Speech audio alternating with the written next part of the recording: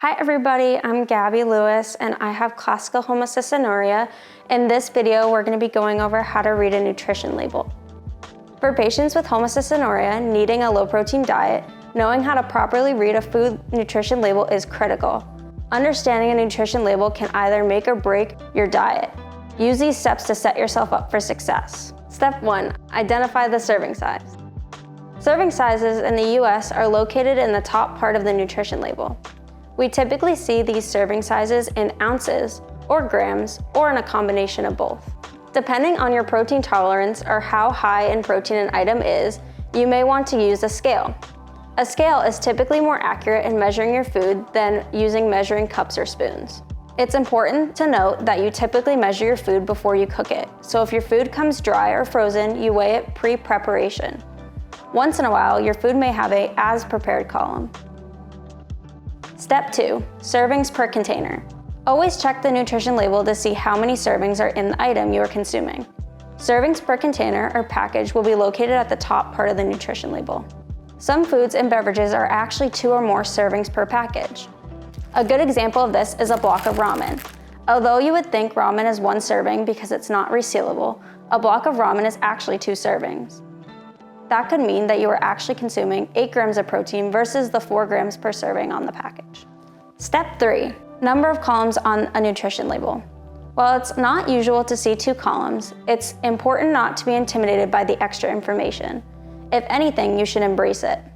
The 2-column system can be utilized in a variety of ways.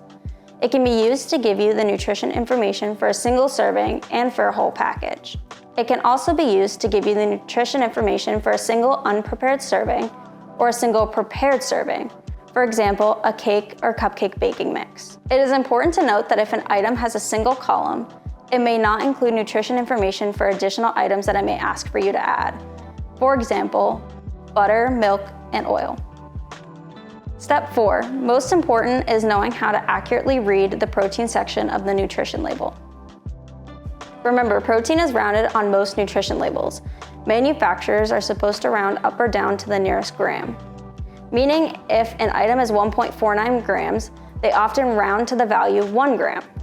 In the other direction, a product with 1.75 grams of protein per serving will likely be rounded to 2 grams. Unfortunately, in many cases, foods are rounded incorrectly. You should also remember that 0 grams does not always mean 0. Some products, like mustard, indicate 0 grams of protein, but when you start consuming larger quantities, they quickly add up. 2 tablespoons of mustard is actually almost 1.4 grams of protein. If you're using an app to track nutrition, use a verified app designed for the low-protein community, such as How Much Fee, Metabolic Diet Pro, or AccuGo for HCU. On food labels that have 2 columns, you may notice a discrepancy. This may be caused by the rounding in the first column. For example, a frozen waffle company says each waffle is 1 gram of protein and there are 6 servings. When you look at the second column, it tells you that there are 9 grams of protein per package.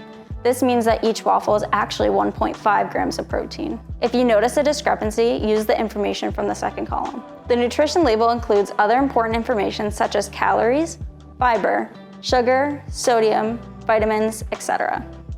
Your clinic may advise you to pay attention to these other components of the food label. Everyone's nutritional needs are different, so discuss these things with your provider. Remember these tips and you will be on your way to rocking the nutrition label.